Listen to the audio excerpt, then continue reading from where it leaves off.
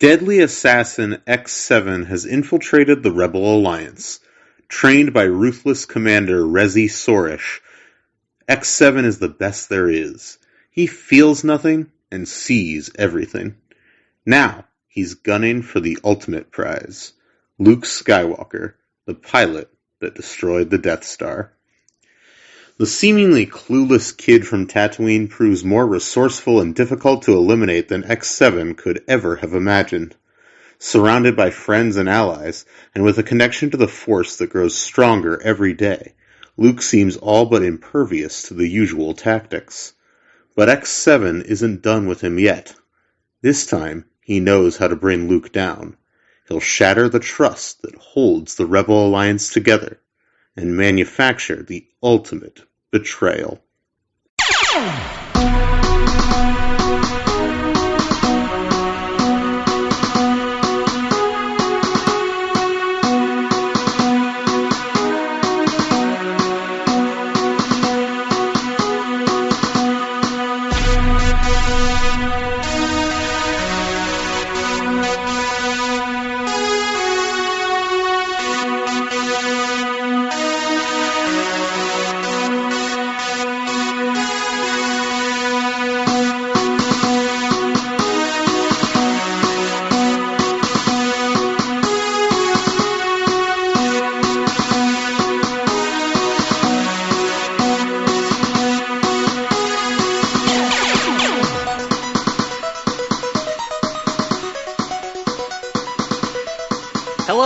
Younglings, and welcome back to the Padawan Library, the Galaxy's junior novel podcast, Star Wars junior novel podcast.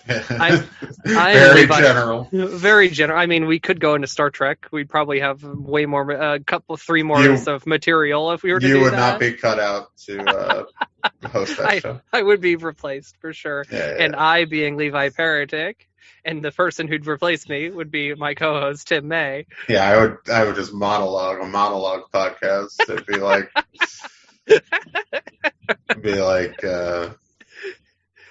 I'm trying to even think of a non-repugnant solo radio host that I wanted, but I don't want to compare myself to any that I'm thinking of. So. Oh, well, I have one thing to say, Tim. The jig is up. Oh.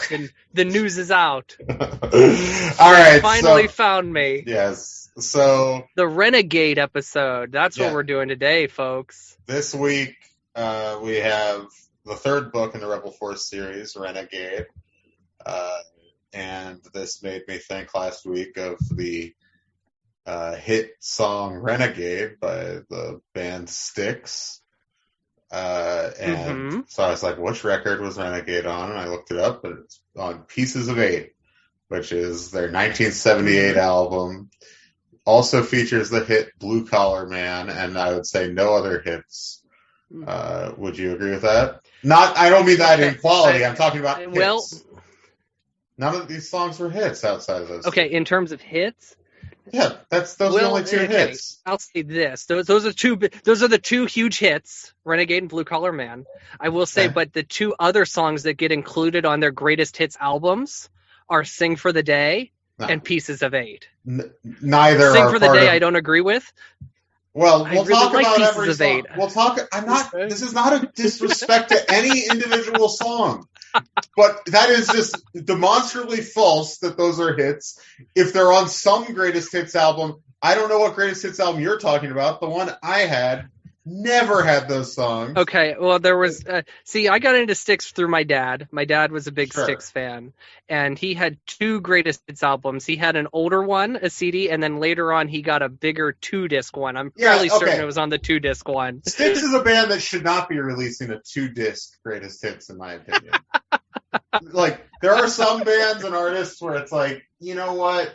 Do the full expanded one where you put every single on, even if it wasn't a hit.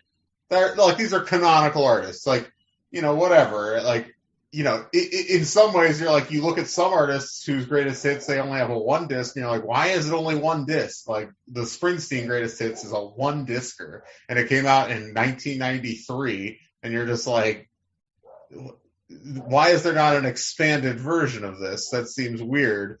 Like, but then there's other artists who it's like they're designed to be greatest hits bands, and you want that all killer, no filler, like greatest hits. And the greatest hits for Styx that I think came out in '95, the one that has the black cover with the kind of blue glowing letters. You know what I'm talking about? Yeah, I know the one you're talking about. Yeah, that's the one I listened to. I'm trying to pull up the track listing for that right now. That had, I believe, 16 songs.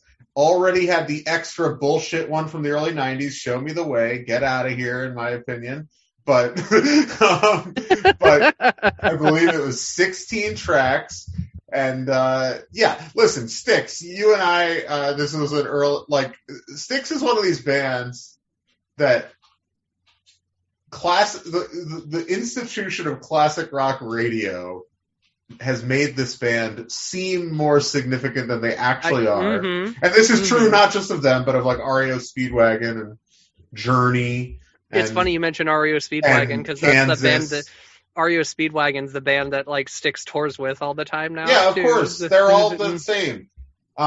These bands were all currently like active when the classic rock radio format was created, right? Mm-hmm. And so the classic rock radio format starts in the late 70s, really the early 80s, and basically they're like, well, let's play stuff roughly from around Sgt. Pepper's through like 73, through like Layla. Like that is basically that's the core classic rock period, is like 67 to 73. Like, and then they would be like, but we need to fill out our playlists, because this is the beginning of the playlistification of radio. But like to fill out our playlists, we also need like new songs. What are things that would comfortably fit alongside classic rock that is current?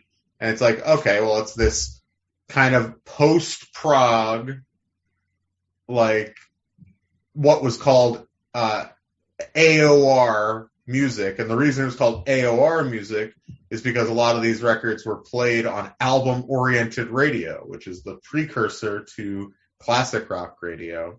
And classic rock radio is the corporatized version of album-oriented radio, because on album-oriented radio, at night, they would play like full records. So it's like, but anyway, so it has nothing to, it's not a musical quality, but these bands, when I listed all those bands, I'm sure everybody's like, oh, sure. The greatest of these bands by far is Boston. That's like, the first Boston record is like the truly great masterpiece of this whole like mini genre. It's the one that has transcended in some ways. Whoa. Like every song on that record is a hit. Every song. Go down that track list. Every song. Huge.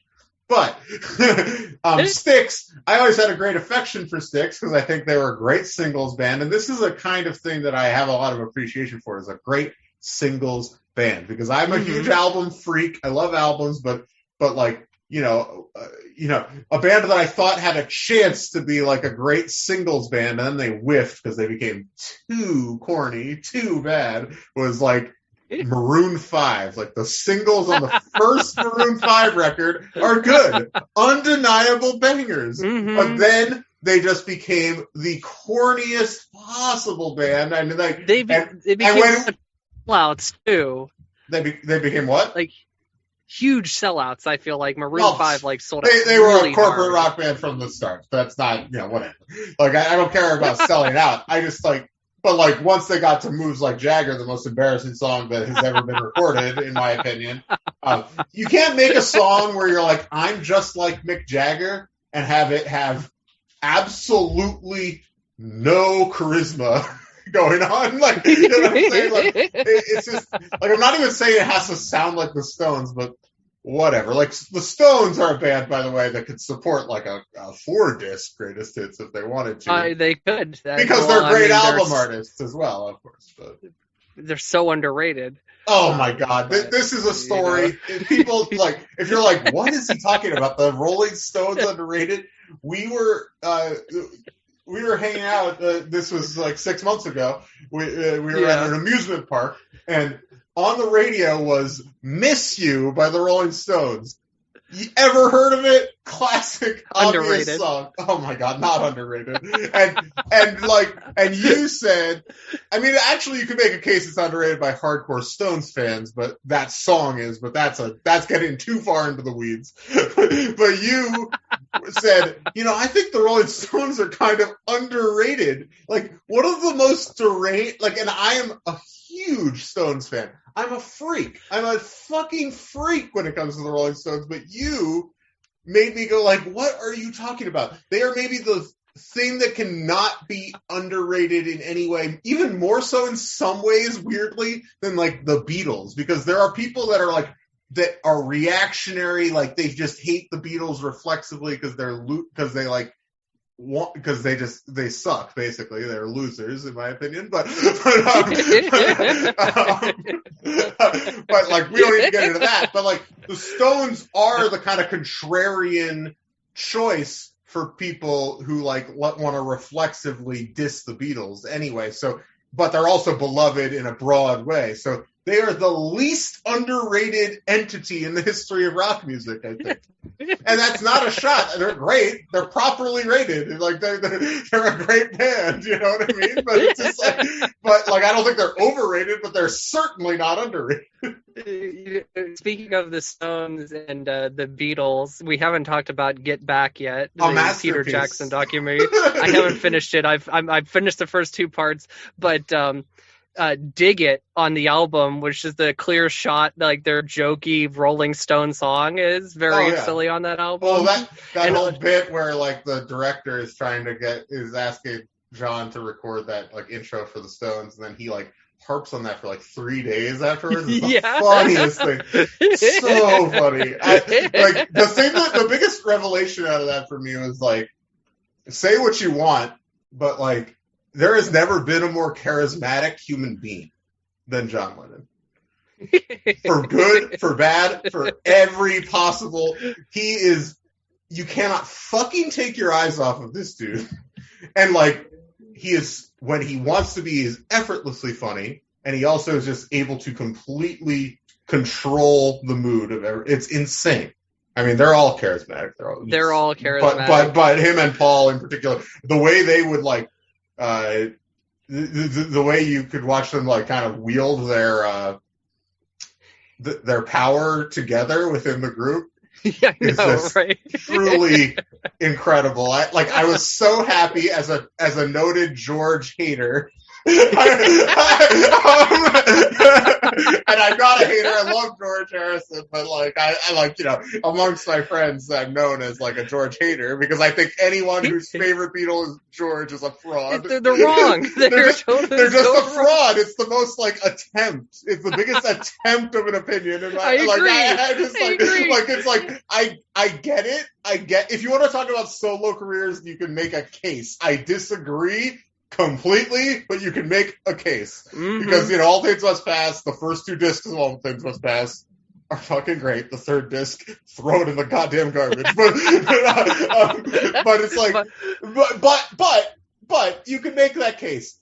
Within the band, and yeah, I guess, quote unquote, not his fault because he was held back by John and Paul, but it's like, guess what? John and Paul are the two greatest songwriters in the genre's history. Get over it. I'm sorry you're in a band with John Lennon and Paul McCartney. Who fucking who? I know. I know. He's so whiny sometimes. I mean, don't get me wrong. On a human level, I understand it. I'm talking about it on like if we're evaluating the work, it's just undeniable. Like, George does not become a great songwriter until the White Album. Like, there are good George songs before that, but like, really, like, he comes into his own on the White Album. So that's right at the end of the band. And then he has like a burst of like 6 or 7 great Beatles songs. And then all of his other great songs that he wrote are on solo records, so they're not part of the conversation of who the best Beatle is within the band. And it's just undeniable that the best, like, you can make, if you say anything besides John or Paul, like, that's a stupid opinion. Like, that's just like an opinion. I mean, I'm talking about, if we're talking about the music, obviously, if you want to talk about personality, that's a totally you can go with whoever you want, personality-wise. I don't like. I enjoy all of them for different reasons. But it's like if we're talking about like who had the best songs, who's the best singer? I mean, who's the best singer? It's fucking undeniably John Lennon, the greatest rock singer ever, maybe. Like, so it's like, and that's not like. And again, you want to talk about solo careers? Paul's my favorite Beatle by far. I agree. But it's also unfair because he's the only one who's had a like real solo career that's lasted for decades, you know. But it's like, whatever. I don't know why I'm talking about this. George, like, by the way, I sympathize with George on an actual human to human level. But I'm just saying, like, this movie, it was just incredible to watch, like, them, like him, like play them All Things Must Pass, and then being like, that's fine. Like, you know, I mean, I disagree with them, but it's also like, if I'm either of those guys, I just don't view George as my equal as a songwriter. Sorry. No, I agree. Yeah, and also he never would have become a great songwriter if he wasn't in a band with those guys. I don't think. Right. Because he had that burst of great songwriting for like about 4 or 5 years, and then he fucking petered out. Like, dude's later solo work, if you're like trying to come at me with Cloud 9 takes, get out of here. I want to start those confrontational Beatles podcasts. Yeah, you're starting it. This is the pilot episode. Let's talk about Styx. Well, hang on, I want to talk about my favorite moment so far from the Beatles documentary. Sure. So, I love that there are like 2 moments where Paul is just like, he is like busting out, like it's like the song comes to him. There's like that moment where like George and Ringo are just sitting there while Paul plays guitar, and they're both like falling asleep. Meanwhile, like Paul is like churning out the song like almost finished, and like they are like. Well, he's clearly the most engaged in that first part, especially once they move to Apple, like the whole band totally changed. The whole band just comes alive. I mean, how about when Peter Sellers shows up? That was hilarious. So funny. Like, he was so like confused by everything.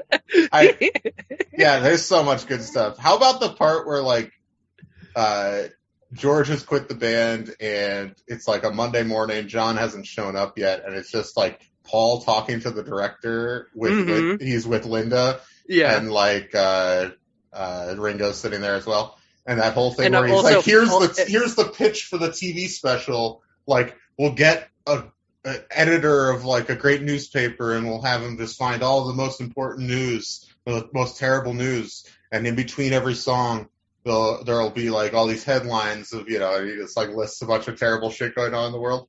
And then he's just like, and then it would all build up to the last one, the Beatles break up. I was like, whoa. I love that, man. That was so funny. Yeah, it was just great. I love the reoccurring bit too. Like, they have like Ringo saying, "Hi, Linda." Like, every time like Linda walks in, like they have Ringo saying like hello to her every single time. Well, I thought that was fun. He is a nice man. Yeah, I love. I mean, I loved everything about it, and yeah, the third part you got to watch. I mean, it has the rooftop concert, which I'm sure you've seen some of anyway, but the best thing ever. So, like one of the most joyous things in the world. The way Peter Jackson was like zooming in on things and making it so cinematic at times, like you could tell that director is at work there. Yeah, I mean, it's good. I see some people go like, "Oh, it's too long," and I'm just like, honestly, at this point, like, I want all 60 hours. Just give it all to me. It's like I'm hanging out with the Beatles. Yeah, it's fun as I know. Fun. That's the coolest part about it. I want every album that I love to have like a documentary like this, where you can just see the genesis of all the music. It's wild. Seeing some of it is like, I mean, Let It Be is a lower tier Beatles record in my opinion, but like, it's certainly, there's so much filler on it. There's the highlights are obscenely good, obscenely good. I mean, but you obviously, I mean, I love Dig a Pony and Dig a Pony is very good. And Don't Let Me Down. Those are the two, in my opinion, along with obviously like Let It Be, are the best songs. There's that great bit. I don't know if you saw. This might have been in the third part, but there's this bit where like Paul says something. It's like, "Well, Get Back's the only thing that we like all agree on, that we all like agree on," and John's just like, "I think Dig a Pony and Don't Let Me Down are pretty good." That was so funny. I was like, "Crush!" He just got destroyed by John. Oh god. Anyway, all right, let's talk about Styx. On to Styx. All right, so we both got into Styx as a greatest hits band. Yeah. And I mean, I listened to a couple of the records, I think, at one point or another, maybe. But yeah. The only actual album of theirs that I've listened to prior to this was Grand Illusion, which I think I like Grand Illusion. Have you not heard Kilroy Was Here? Okay, my dad had this is a funny story. My dad had a vinyl copy of Kilroy Was Here from the Sharon, Pennsylvania Public Library, sure. And he melted it in his car, so it actually never sat right. It wasn't flat, so it was unplayable. Yeah, Kilroy Was Here, for those of you who don't know, is the big concept record, really the last real Styx album with Dennis DeYoung. Right, it's the one that drove them apart. It's the one with Mr. Roboto on it. Which is also Mr. Roboto, that was my favorite Styx song. That's because when I got into Styx, it was because I was like into robots, and C3PO and R2D2 were my shit as a 5-year-old, and Mr. Roboto was all like, I love that. I'll say, like every concept album, that album's story is about a post-apocalyptic future in which rock and roll is outlawed.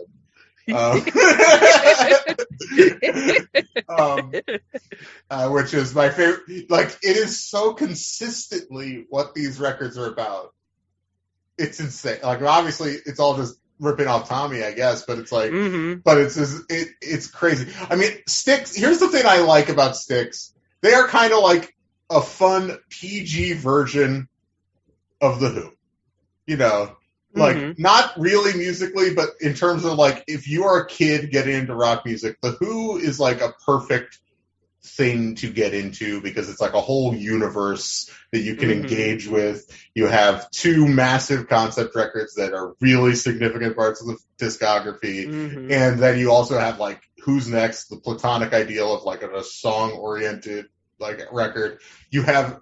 and it's also, like, hard rock, so you can be, like... You can feel like, it's great, like 12 to 16-year-old music. It's funny because that's exactly when I got into The Who as well. Yeah. So perfect. I love The Who, but Styx is kind of like the little kid version of The Who. Because Styx is friendly. It's family friendly. That is because The Who is like.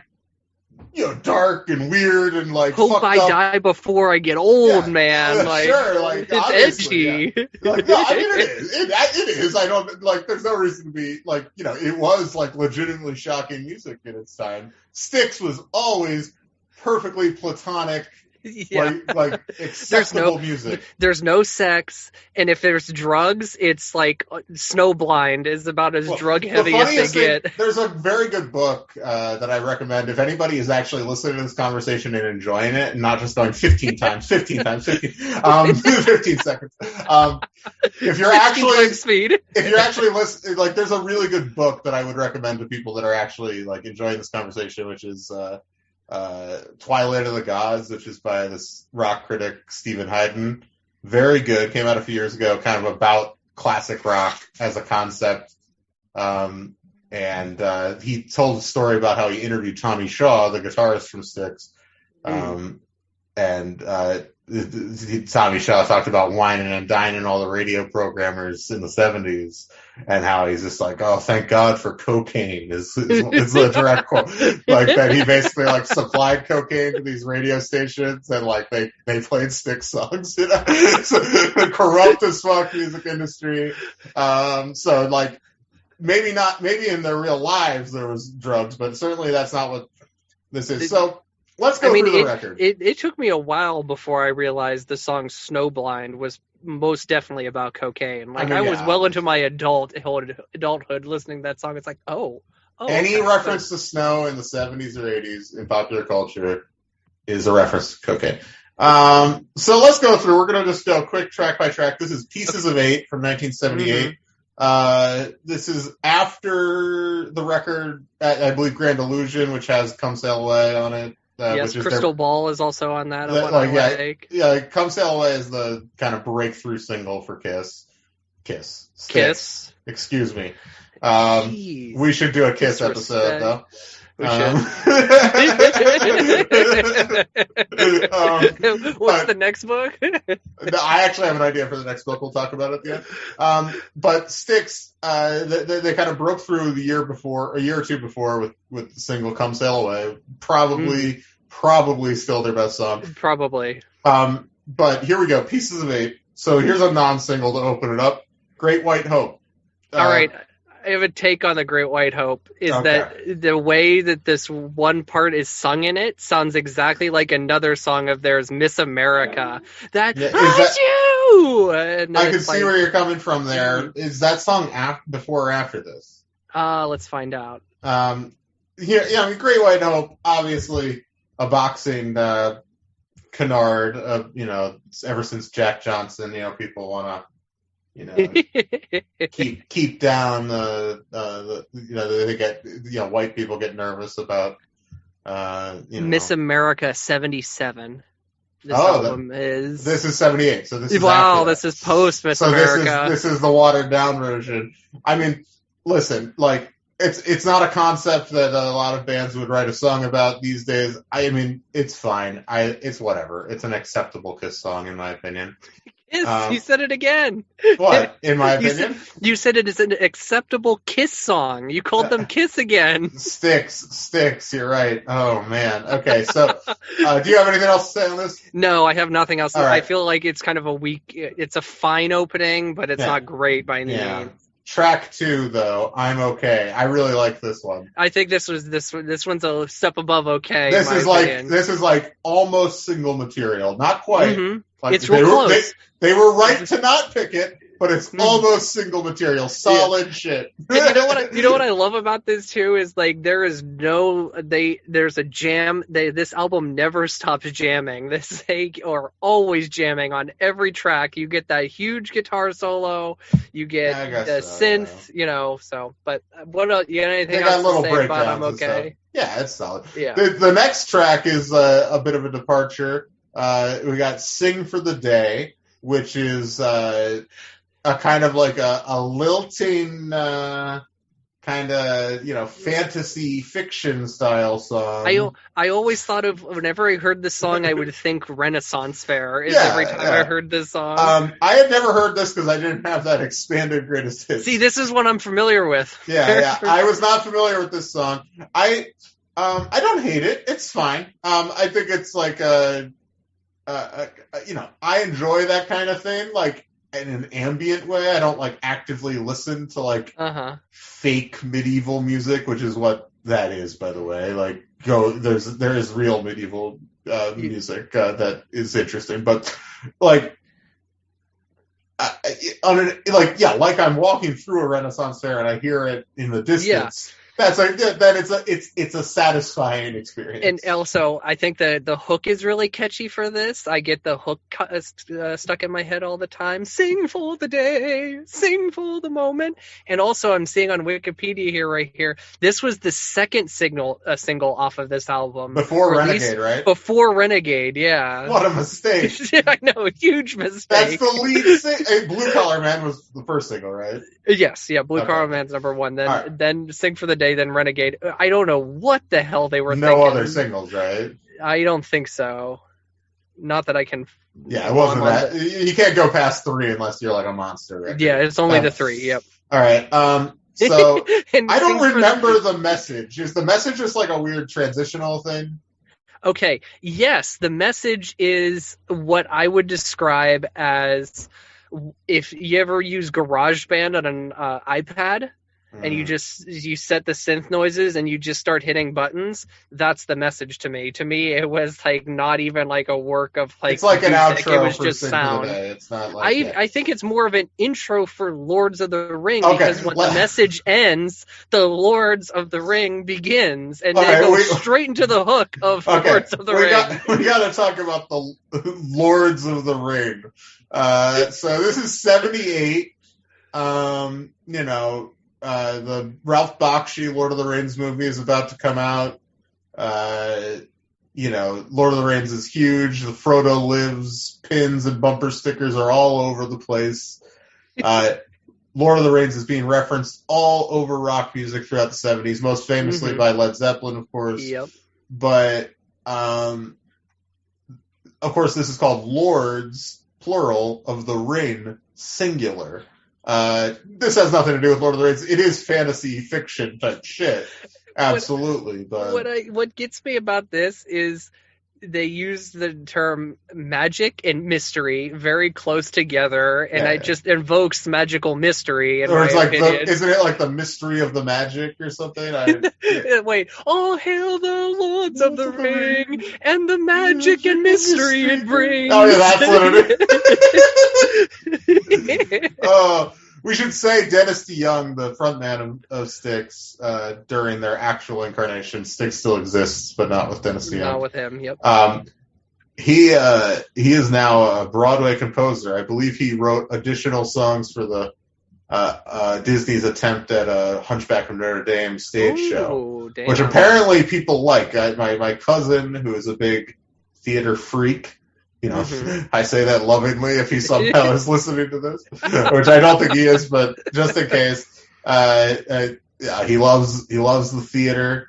He was a theater major in college, won some playwriting award. Good for him. Oh, good for him. But shouts to Nicholas. Anyway, but Nicholas May, is he a May? No, he's not a May. But anyway, so he was. I remember. This was several years ago, so I don't know if he would still stand by this, but I remember he apparently saw, because Disney tried it off Broadway, and then they didn't wind up making the jump to Broadway, but he saw it off Broadway and said it was very good, and the new songs were very good, and I was just like, Dennis DeYoung just seems like a weird choice, like, to expand on a Stephen Schwartz score. Like, Stephen Schwartz is, like, kind of a legendary Broadway figure, and Dennis DeYoung feels like kind of a, just like, down like several notches. You know what I'm saying? Like from the guy that wrote Godspell to Dennis DeYoung.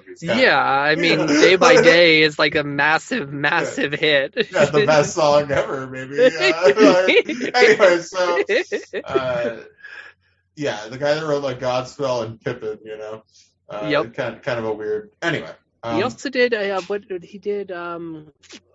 what's that Amy Adams movie for Disney? Not Enchanted. Enchanted, is that it? Yeah, I know he did the music.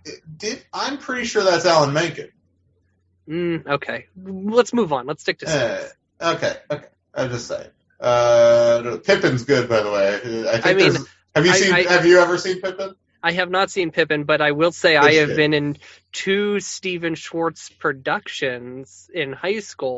Which ones? We did Godspell. Sure. And we did Children of Eden. Children of Eden is a pretty fucking cool show, honestly. Like, I gotta say, like, that's a weirdo show. It's a crazy show. That's crazy you guys did that in that town. Well, we did it back to back with Godspell, so we actually caught some flack for doing like 2 religious shows. But I've never told you I was in Children of Eden. No, I didn't know. I played God. Was. He's father in the script, but I was God in the play, so it was crazy, pretty wild. I opened "Let There Be Light." Indeed. Love Schwartz. He's a legend. I'm going to see Wicked in like 3 weeks. So nice, very nice. We'll see how that goes. Anyway, so you'll be defying gravity. I think you made that exact joke last episode. All right, so we move on to Blue Collar Man. Nights, this is side classic. 2 of the album, and I think side A is not good. Overall, it's weak. I think I'm Okay is a decent song. I think Sing for the Day is fun, and I think Lords of the Rain is good kitsch, but not a good song. No. I think Great White Hope is generic, and the message is nothing. So yeah. Yeah, I think I'm Okay is the best track off of side A. Now side 2 though is Blue Collar Man, one of their best singles, in my opinion. Just a fucking straight up banger, one of their best songs.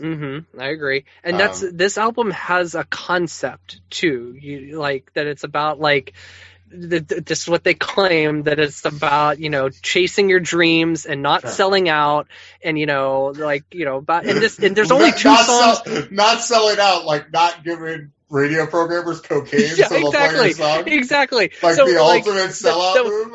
Okay, so Apple Music always writes these hilarious descriptions. I love those. I know, they're so. I listen to it on Spotify, but just because it's easier on my phone. But it was so funny. The one day Mel was listening to a Paul album, and she was like, "Oh, this is the one he wrote after Linda's death." And Run Devil Run. Yeah, Run Devil. Incredible. That record is so good, so underrated. He does like all a bunch of 50s rock songs, like. It is, and they're amazing. A great record. Oh, so good. Yeah, and I was like, oh, you mean like, after the death of his wife Linda, like he did do what he had to do and just play it, like jam it out. And she's like, you just almost said the Apple Music description verbatim. It was like, well, they're so predictable. But so the concept for Pieces of Eight is like not selling out, about, work towards your dreams, not towards a job. The only two songs on this album that I think relate to that are Blue Collar Man and Pieces of Eight. The rest are all sort of like nonsense. I don't. Anyway, Blue Collar Man is a classic Styx song, one of my favorites. Then there's Queen of Spades, a song I've not heard, which I kind of like. I kind of like too. I thought the beginning of Queen of Spades is kind of like slow, but once like Queen of Spades starts, it's It really drives. There's also a line about like luck be a lady or something on those lines, and like that's the second time there's a second track that I've like invoked another song within their lyrics. So yeah, what are you gonna do? I mean, Blue Collar Man famously quotes The Godfather: "Make me an offer that I can't refuse. Make me a respectable man." It's so good. I love Color Man's incredible. It's a great song. And that hook of long nights, impossible lines, keeping my eye to the keyhole. So good. Incredible stuff. All right, so we're past Queen of Spades. Renegade. Okay, so the title track for us, not the title track for the record, but the title track for the episode. This is, one of the all-time great just radio rock jams. I'm not going to say it's one of the great rock songs. It's not, but it's like, but it is like one of the great, just like, it's like, a lot of times you'll be like, a Kansas song is on. I don't get that. Like, Dust in the Wind again. And I don't even dislike that song, but it's like some of these songs, it's like what I was saying about classic rock radio. It's just like, when I'm coming off the high of like When the Levee Breaks by Led Zeppelin, I do not want to hear REO Speedwagon. Get out of here. You know what I'm saying? But Renegade, I'll be like, that's a come down, but cool. You know what I mean? Like it's a cool song.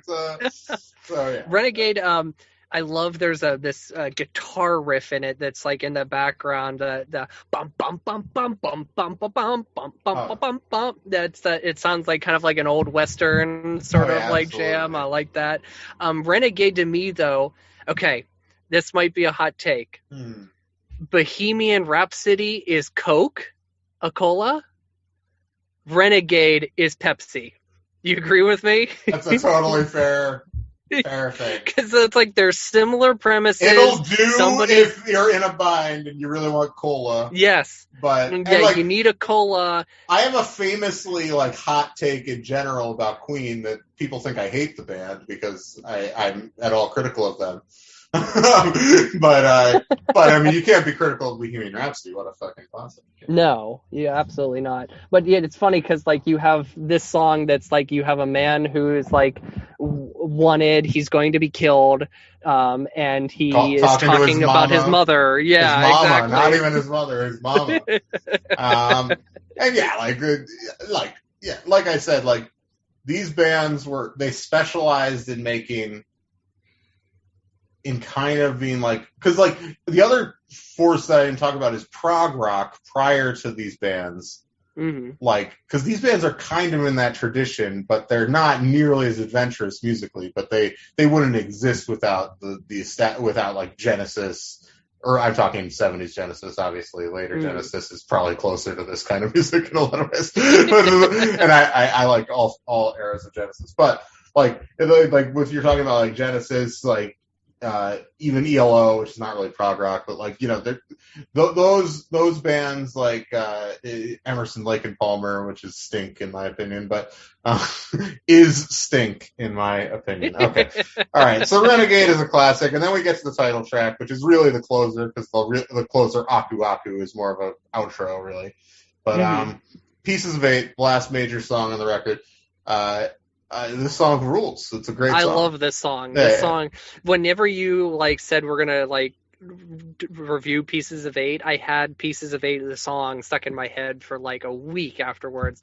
And there's this, like, this is the song that's truly about like not like giving up on your dreams for a job here, you know. Yes. And like it starts right at the beginning, like, it's 6 o'clock, good morning sounds are everywhere, and then like a few lines later is like, I hurry through my life, never stopping to see how beautiful it was meant to be. Like, you know, part of the thing.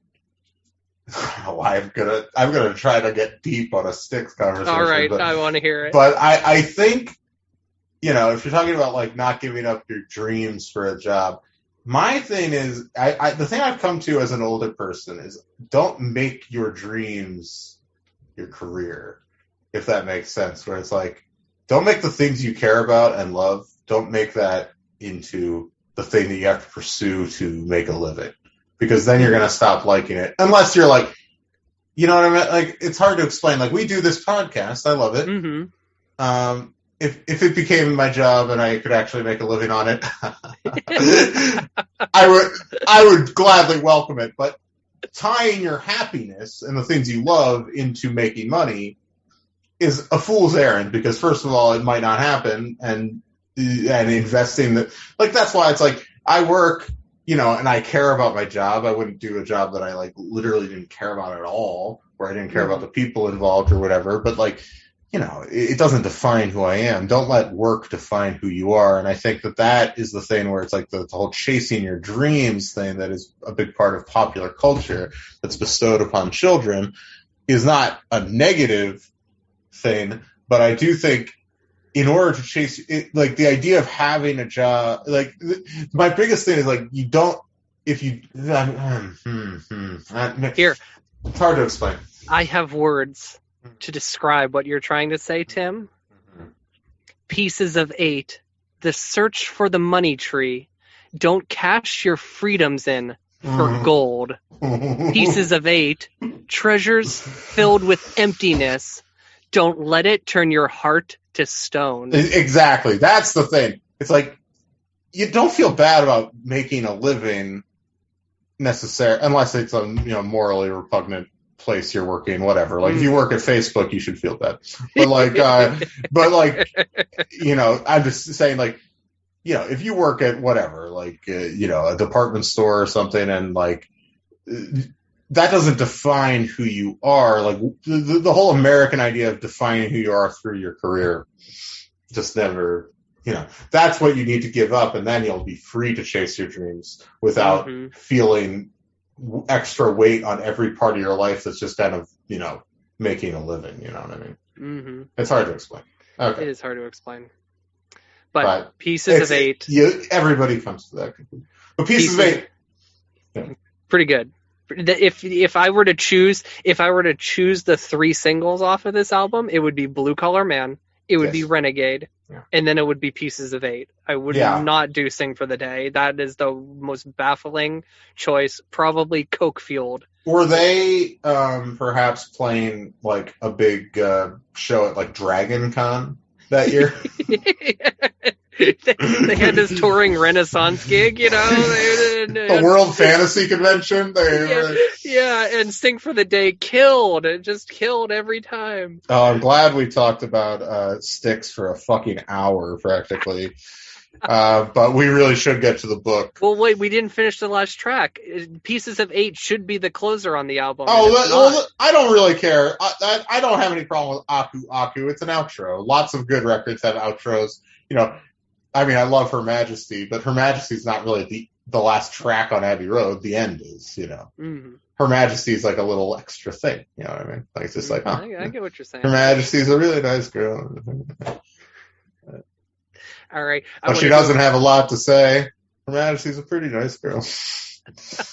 They performed that whole song in Get Back. You get that entire 16 seconds if you're excited about that. I want to do a quick shout out to Lady is another incredible song. Love by that Styx. song.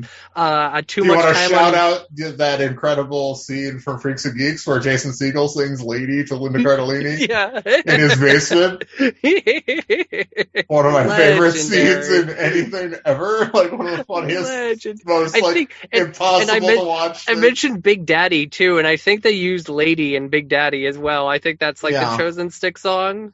Well, there's I'm trying to remember it's in Billy Madison when Sandler says something like, or no, it is in Big Daddy because Sandler's like playing Renegade on his in Billy Madison as he rolls up to school the first day, like he's like a badass, and then in Big Daddy he's talking to the kid I think at one point and he's like saying something about people that don't like Styx are cynical assholes. Or the kid repeats it on the stand. Right. Yeah, I believe that at the end of the movie, in that hilarious trial scene. That movie's not bad. A solid. The movie's very solid. Upper Sandler, really. As far as more grounded Sandler, anyway, sure. I'm always more of a fan of the Flights of Fancy Sandler. Oh, I agree. When he's actually hitting it, anyway. When he's not, Anyway. I even say this is my hot take. Little Nicky is hitting it. That is a hot take. I'll have to rewatch it sometime. I know that movie has Harvey Keitel and Quentin Tarantino. Tarantino is wild. And a wild-ass cast. Regis Philbin makes a cameo in that movie as Regis Philbin. I love when he does character work, and that's why I enjoyed Hubie Halloween. Which is solid material in my opinion. Oh, okay. I had my car broke down this week, and I had to get an Uber home, and the Uber, the woman brought her grandson with her. And it was a half-hour ride home, and they're chatting with me, and I mentioned I'm from Pennsylvania, and the kid goes, like the movie, and I'm like, huh? He's like the one with the daughter, and she brings her boyfriend home, and it's real awkward because he's human, and then they have a kid, and I'm thinking of daughter, and I was just like, are you talking about human? Hotel Transylvania? That's it. Okay. Yeah. Okay. When I said Pennsylvania, he thought I said Transylvania. Those movies are so excited. Fun. I love those movies. I haven't seen the fourth one because it's not Gendy Tartakovsky and Sandler's not in it. What's the point of What's that? The point? The two reasons I want to see it, the first three are all directed by Gendy and all have Sandman. That's what I want. Those movies are solid. People should check those out. Those are actually pretty interesting animated movies. They do a lot of interesting stuff, technically, that I think is worth discussing. Go listen to I think there's a Blank Check episode about it. Go listen to that. All right, so when we come back, we will be talking about the third book in the Rebel Force series, Renegade, which is why we just talked for an hour about Styx. Damn right. All right, have a good one. Not have a good one. Come back. Come back. Please, come back. Welcome back to Padawan Library. I'm Tim May, here as always with Levi Peretzik. Hello. And here we are on the third book of a series. Mm-hmm. Big deal. It's happening. We're halfway. Halfway. This is halfway through. So this is Renegade by Alex Wheeler. And by the way, I looked at Alex Wheeler's Wikipedia page. Have you seen this? I've seen this. There's a hilarious line where it's just like, despite the fact that there are many characters and situations continued from Jude Watson's, Last of the Jedi, Alex Wheeler is a distinct person or something like it's something like very weird. And like the references are like, one is like to a guy having a conversation with deleted tweets that are clearly Pablo tweets. Mm-hmm. And then the other reference is to the exchange you talked about where somebody asked Jude straight up. Right, and she said no. So, very weird thing. Like, I feel like the only, obviously, it could just be a different person. Although, again, this person does not exist. There is no record of them in any other context. That's notable. And they write very similar to Jude Watson. And here's the thing. If it is her, the only thing I can think of is that there is some language in the contract she signed for this series that means she still, for whatever reason, cannot publicly admit to having written them. Because if otherwise, I don't see why she would lie about it. It seems like a very weird thing to lie about.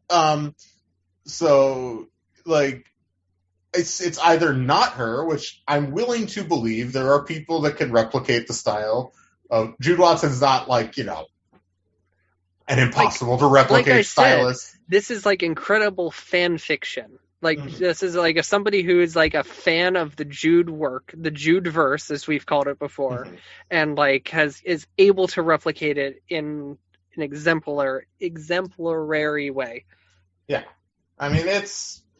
Yeah, I don't want to harp on it too much in general. I just had not looked at all these tweets in particular, and I was just like, okay. So I think we need to have a special episode of Padawan Library Investigates, where it's a true crime episode where we do interviews, we have written narration. Well, maybe when we have time, when we're done with the real show, we'll work on that. We'll have to get Pablo on the show. Yeah, that's not going to happen, I don't think. He deleted those tweets. So he did delete those tweets. So that's the other thing. I don't whatever he said in them. We don't have any record of it. In part 2 of Padawan Library Investigates, the deleted tweets. Oh my God! So Rebel Force 3 Renegade. We ended the previous book where X7, aka Tobin Elad, was planning. Had planted explosives on Luke's swoop bike on Yavin 4 and had planted a bunch of the same explosives in Han's quarters in order to frame him. So we open this book with Luke. Luke's kind of, he's lightsaber training. But he's exhausted. He wants to feel that wind in his hair. Yeah, he just finished the Jedi training course. Yeah. And now he needs to have a release. And so he says yo to Elad, and he jumps on the speeder, and he's flying along, and then he senses something. The Force tells him, jump, get off, and he jumps off just in time before that shit blows up. Sky high, baby. Yep. And this is X7. He never shows emotion, but right just as it's about to blow up, when it blows up, he smiles. He actually has a smile on his face, a genuine smile. Excited. But then he sees that Luke is alive. His chest is rising. Oh yeah. And so he sees his unconscious body. He's just well, before anyone shows up, I gotta pull a Tony Christopher I have that exact thing written down here. He tries to Tony Soprano him. Spoiler for The Sopranos. I shouldn't have mentioned the other character. Okay. But Leia shows up just in time. And I said she shows up just in time for X7 to transform back into Tobin Elad, all caps. My notes are weird. Okay, Han's also there, and they send Luke off with some medical droids. X7 smirks to himself about framing Han. So Han's just like, who would do this to the kid? And X7's just like, I would, baby. So chapter 2. Chapter 2. So in Leia, chapter 2, well, we have a lieutenant. His name is Talin. So this guy doesn't matter. So Leia is waiting at Luke's back to tank, right? And this guy Talin, T''Lin. He's an intelligence, like a Alliance intelligence guy, and he leads her up to Han's quarters where they found the explosives. So this is already kicking off. I was like, wow, okay, so they're getting right to it. You know what I mean? Mm-hmm. And Leia, I was really impressed that she didn't automatically believe that Han had set the explosives, because I think that would be a mistake that a lot of writers would fall into, and Wheeler does not fall into this. No, Wheeler does not. Yeah, so Leia's just like, I might fight with Han, but this is serious, and she's just like, yeah, no, it's not him, obviously. But she's like, obviously he's being held, and she's like, well, I will interrogate him myself. So she runs into Alad on the way, and Alad's just like, you want me to come with you? And she's just like, nah, I gotta do it myself. She still doesn't suspect him, but... No, he tries to sow seeds of doubt, he's like, oh, well, that Solo, he is a smuggler, and he won't join the rebellion, Yeah, so I know. like, what a he's trying to push it, and then, they have the exchange. Leia goes into the jail cell with Han, and, she agrees. This could be a bad frame job, but I can't remember there's a part where Leia says if, and that's where Han realizes that Leia doesn't trust him. Yeah, he's kind of hurt by that. Yeah, and she's saying all the right things, but he senses that she's having second thoughts about it. So she walks out and she locks the door, and he's just like, ugh, goddamn. So we get to chapter 3 and we see Chewie. We're starting with Chewie, and he's on his way to bust Han out. He's just like, yeah, this is bullshit. My guy didn't do this shit. And he deals with some patronizing rebel officers. I don't remember the specifics of that, but that's what I wrote. And he yells at them, if I remember correctly, to the point that they drop their weapons. Yeah. And he takes the weapons, and then he tells them to go run away. Basically, he very easily breaks Han out because the Alliance is not holding him in any he's just in a locked room. So it's, no, I think Chewie rips the door off. Right, so the news about him, they're keeping it tight, so Han and Chewie easily just walk through the hangar, and they walk to the Falcon, and they take off, no problems. But then Leia comes in on the comm to warn them that they need to land immediately, or else. And Leia's I don't want to send anybody off, but they keep going, and so X-Wings start flying after him, and they actually start to attack Han. But he's like, I'm not fighting back because I don't want to I know these guys they're just doing their job or whatever. So he's doing evasive maneuvers. He does very fancy shit. The light speed shit's not working, so Chewie has to work on that. And then eventually they get it working, and they jump to light speed. And Chewie questions Han's decision making in general. He's just maybe we should have laid back and worked things out there. Most of those people are on our side, and he's just nah, we needed to leave anyway. I got to pay Jabba off. My heart isn't in it, etc., etc. And so, yeah. But he's all about being non-committed too. He needs no strings attached. He's on his own, baby. He is so low. Yeah, indeed. So Luke, he wakes up after a few days, and he's greeted by Leia. He remembers the crash and realizes the Force helped warn him and save his life. All right! That's what I wrote. Leia doesn't want to tell him about what happened with Han, but Luke is able to coax it out of her. and he's like, my guy's being framed, like, this is nonsense, I can't believe X-Wing shot at the Falcon, that's ridiculous. And Leia tells him that their plan is they want to send Luke off-world because she believes that whoever attacked him is still there because she doesn't believe it's Han. And he's just like, I will, but you got to come with me, and I got to be able to pick where we go. Like, this is fancy. Like, there's not as much, like, tension in this book as I think there should be.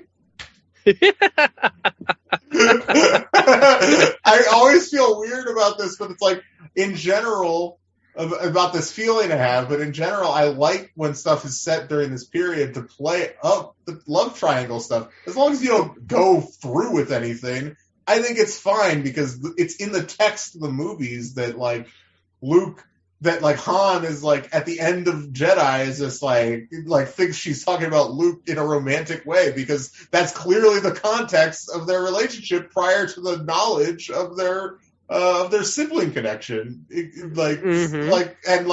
Whatever. Life is complicated. Get over it, everybody. The way the series handles it is like there's just that feeling between them, like they've known each other forever, they're bonded together, but it's not in that, they don't. I'm not dissing it. I find it annoying when fans get like really like, oh, when they kiss in Empire, it's so gross. I'm like, neither of them know that, like relax. And also, she does that just to piss Han off, so it's not even. Yeah, that's the whole point. But whatever. No, she calls Luke a real man, Yeah. That's the whole goal. That's the whole point. Like, I don't know. Just like, and who else didn't know at that point? It's George Lucas, so it's fine. Yeah, exactly. He had no clue either. He just had to fulfill this line at the end of the movie about there being another. Like, what? It's like, what if it's Leia? And hey, that was the right choice. It should have been Leia. That's great. It was totally right choice. Yeah, if they just brought in another character, that would have been terrible. All right, yeah. So so we cut then to X7, who is on his way to Luke's hospital bed. Again, he's going to poison him, like finally take him out. But then when he gets there, Luke's gone. They've already left the planet. Drat! That's what I wrote. I like Drat. Drat's a good one. Drat's a fun one. Chapter 4. Where did they go, Levi? Where'd they wind up going? They go to Tatooine, baby. Whoa! And there's a specific reason why we're bringing it back to Tatooine, because we're attending the memorial service for Biggs Darklighter. My God, Biggs Darklighter! This was very cool stuff. This is some deleted scene shit. It really is. He gets the invitation from Windy, who's a character in the deleted scene and in the original novelization, of course, as well, at Tashi Station. The scene at Tashi Station, if you're not familiar, you should go get the Blu-rays for Star Wars and watch the Tashi Station scene. Rightfully cut. It would have fucked up the flow of the movie. But it's interesting stuff nonetheless. You could also just read the Alan Dean Foster novelization. The George Lucas novelization. And there's this version of the scene in there, and there's also a version of the scene in the radio drama if you want to listen to that. So that's where you can get a little more insight into Windy. Doesn't George write himself into the story too, and his like stepfather as well, or am I thinking of something else? I mean, are you talking about trying to make a Once Upon a Time in Hollywood novelization joke? Yeah, that would be crazy if that happened twice. But yeah, I don't know. Anyway, yeah, that book's very good. If you like the movie, people, you should read that book. Anyway, so but Windy invites him, and there's a big memorial being planned for Biggs, but before they head to meet up with Luke's old friends, Luke takes Leia to visit the old Lars homestead, and it's like already like being like wiped away by the sands of time, and she is blown away by how crummy everything on Tatooine is. She's a princess. We all love Leia, and Leia is like a real one. She's a real guy. Shouts to Leia, but like she grew up in this life of luxury and privilege, and so even though she believes all the right things and fights for all the right things. She's like, when she's confronted with this stuff, sometimes I think it's still a shock to her, with the way people live, So, and there's something Luke winds up not going inside, but yeah. Right. There's something I want to note about this book is I love the way that the Tatooine is written about, and how when you go on Tatooine, it coats the inside of your nose, it coats your mouth, it's all over your skin, all the sand. And it's just like, I'd hate sand too if I grew up on that planet. That's all I'm going to say. Sure. Yeah, so you would become Darth Vader is what you're saying.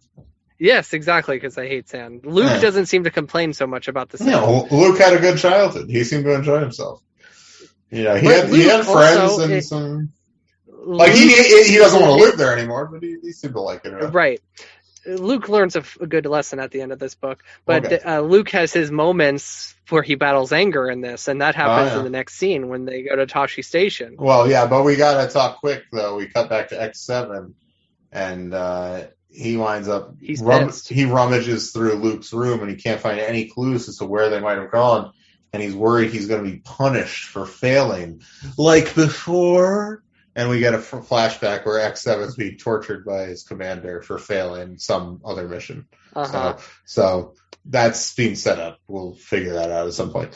But Luke winds up taking Leia then and the droids to Tashi Station, not to pick up some power converters, but to meet up with his old friends.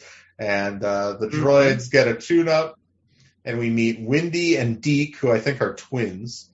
Cammy, a girl, I wrote. She seems to want to fuck Luke, is what I wrote. Well, she's engaged to one of them, too, if I remember. I don't know why I wrote later. that. I feel bad for writing that in my notes. I'm just always looking for something. You're always looking for the sex. Always horny in these books for some reason. Don't know why. I apologize to our listeners. And I will do better, and I promise to do better, etc., etc. Boilerplate apology. Okay, so said the guy who wants the sexual tension between Luke and Leia. Yes, I do want that, and I won't apologize for that. Okay, so I don't want them to fuck. Never cross the line, but that needs to be there. That's part of the complex emotions. Oh, whatever. Okay. I won't say anything else. I feel like we yeah, okay. I just think it's a funny Okay. Okay. All right. We got Jackson Windy, is the other guy. Cammy, Jackson, yes. Fixer is another one too. And Deke. But Jackson, he's like this Imperial sympathizing dingbat is what I wrote. He's a clown. A clown show, I don't know. Okay. So. And they never explain it, but Luke has a nickname too among the group, Wormy. Oh yeah, he's the wormy one. Yeah, they keep calling him Wormy, which is fucked up. Fuck you. Luke is a hero, baby. So Luke tells him his cover story is that he become a smuggler, and that Leia is his first mate, and then he basically repurposes Han's stories as his own. And Leia, at first is annoyed, but she's actually kind of charmed by this. I don't mean that in a sexual way. I just mean she's I just mean she's not to chart, whatever, I don't mean that in a romantic way. I mean Well, Luke walks into this situation and he's like, man, I gotta be cool around these guys, even though they're my friends. I gotta still be cool. I mean, who's the coolest guy I know? Leia's so much older than her age, and she's the same age as Luke, and she views Luke as a kid. But then I think her hanging out with all these other kids is an interesting part of this, in that she's kind of I'm also 19 or 20 or whatever, and I haven't hung out with people and just done silly bullshit in a very long time. So so Luke then implies something about the Alliance, and Jackson is disgusted. He's an Imperial sympathizer, and he's especially disgusted because they're there to honor Biggs, who he calls an Imperial hero. And Luke is just like, just goes off the handle, just like, nice try, basically. Yeah, Luke suggests that he was with the rebellion, and that pisses. And like Leia had told him that that he shouldn't tell them what he knew about Biggs, like, but he kind of lets that slip. And Jackson's just like, well, if that's true, then good riddance. Basically, he's like a true like fascist pig. So Luke reaches for his lightsaber, and Leia tries to stop him, but he pulls away. Light ignites that shit, challenges my guy to a fight, and then we'll come back to it. Chapter 5. We'll come back to the fight. But Han and Chewie there. What do you got? Yes, they are meeting Griggs, Pet, P-E-hyphen-E-T, in a seedy gambling den, and he offers Han a job. He has to steal a shipment from the Imperials. And, liver stim, the classic drug. Yes, and Han, he of course drives the price up to 40,000 credits, and then when Griggs leaves the gambling den, he meets a cloaked figure in the alleyway, and he tells, "Yep, I got Solo to agree to the job." And then the cloaked figure, he says, "Here's your cut. You get 10,000 credits now. You'll get 10,000 credits when the job's done." So the shadowy figure hired this guy to hire Han, and he doesn't want the glimmer stim.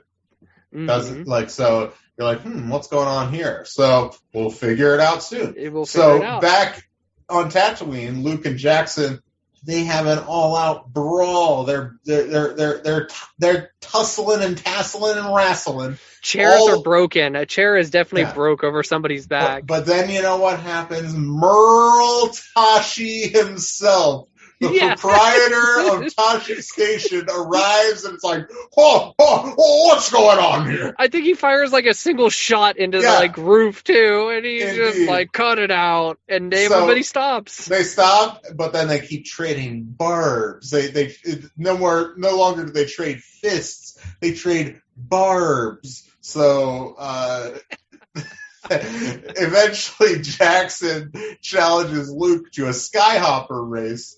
And it's not in Beggar's Canyon, right? It's in a different. I think it is in Beggar's Canyon. It's in Beggar's Canyon. So whoever can thread the needle. So I guess it's like, because they say it used to be used for the pod racing thing, so they're implying that Beggar's Canyon is the track from the Boonty Classic, basically. Yes. So that's what they imply. So you guys know the part in the video game where you got to go through the canyon. So that like beggars. Whoever can do that wins, basically. And so Luke has apparently done this before. Yeah, Luke says he's only one of two people who's ever threaded the needle of Beggar's Canyon. So. And it's him and Biggs. They're the only two. Mm-hmm. So and Jackson has not. So Luke agrees to the race. Leia is just like, why are you doing this? Like, this is dumb. And he's just like, I've risked my life a bunch of times. And she's like, yeah, but this is for no fucking reason. This is stupid. like, it's one thing to risk your life to, like, destroy the Death Star. Like, it's another to do it just to prove some point. And Luke says he thinks he has to prove that Biggs was a hero to all of his old friends. And she's like, that's some macho bullshit, basically, but there's no convincing Luke. So we move on to Chapter 7, and where are we? We're at Jabba's palace itself, across the planet. And there's a scarred human being who comes in, and he offers up information that Luke Skywalker has returned to Tatooine. And Jabba's like, who the fuck is Luke Skywalker? Why do I care? And the guy's just like, Luke Skyhopper. Oh, yeah, he calls them by different names and stuff. And this guy is just like, oh, but he's a known associate of Han Solo. And Jabba's just like, oh, my Pookie, etc. And so, and then Jabba's like, okay, well, he sends Bosk himself. Bosk! He sends to capture Luke in an attempt to lure Han to the planet so that he can put him on that wall, baby. Yeah, so, his last nickname for Luke is Luke Skycrabber. And then there's another person who arrives to pay a debt, by the way, right after this, and the person is a quote-unquote nervous Toydarian. And I know, right? And Jabba orders all the entrances to be blocked so he can, quote, have his revenge. I know. So first of all, is that Toydarian Watto? That's exactly. something to ask. And secondly, what revenge? We never come back to this. I want to be clear. Like, I was like, what is happening? Okay, crazy. So we move on to chapter 8, and remember that so Han is sitting at that thing. Did you mention that some guy came up to him and put a blaster to his head? No, at the end of the chapter, it's the cliffhanger. At the end of the chapter, he gets a muzzle of a blaster in the back of his neck. So it winds up being that this guy turns out to be an old friend of Han's named Lore, who's an old smuggler, and they chum it up, and Han gets nostalgic and invites him to join them on the new job. And Chewie's just like, I don't trust this guy, nice try, I'm pissed about this. And then we wind up cutting to a different thing. We realize the shadowy man that hired the guy to hire Han is Ferris himself, Ferris Olin. And why did he do it? He did it at the behest of Obi-Wan's ghost. And so Ferris, he's on the trail of one of Vader's agents, who's searching for Luke, the pilot that destroyed the Death Star, a.k.a. Luke, and this agent, I guess, Sledge Haunt. And Haunt is on his way to the subterral section of the galaxy, which is where Polis Mesa, a.k.a. the planet where Luke and Leia were born, is. And if you guys remember back in Last of the Jedi, this was a whole thing that the records on Polis Mesa might be the only thing that can prove that Anakin Skywalker is Darth Vader. So Han's mission, or Han's thing, he's going to be going to the Zoma station, and theoretically, while he's getting these drugs, he will also retrieve information. And if, because Han is a good boy, ultimately, he would turn that information back to the rebellion is the idea. And Obi-Wan says something that he thinks this is an important mission for Han, and so Obi-Wan's just very looking after his Padawan Han as well as Luke, which I appreciate. It also seems like Obi-Wan knows everything in advance too here. He's like a more kind of all-seeing. I mean, we don't have a real sense of Force ghosts and how they work in terms of their awareness of events. Which I'm fine with. I don't want that to be too specified, really. But because I think you want to leave that open for storytellers to kind of do what they want with it. Yeah, I like that shit. That's the last we see of Ferris himself in this, I believe. We might see him one more time. Yes, and then we go to chapter 9, where we have the race. They're racing. Luke, of course, is ahead, about to thread the needle, when his ship cuts out. He loses all power, and he drops out of the sky. Same thing happens to Jackson. They both go down. Then we cut to Leia and Luke's chums. They see the ships go down, and they go, all right, we got to get out there immediately. They get out there.